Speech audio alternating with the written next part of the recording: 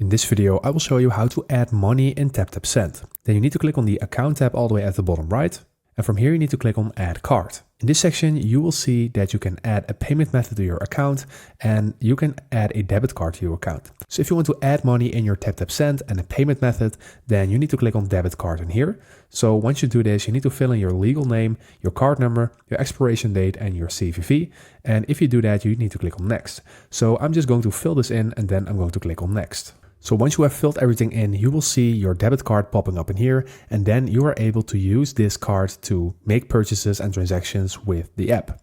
And if you want to add like real money in your TapTap Send, then you need to have your bonus balance topped up. So you will receive €5 and your friend will receive €5 on their first transfer.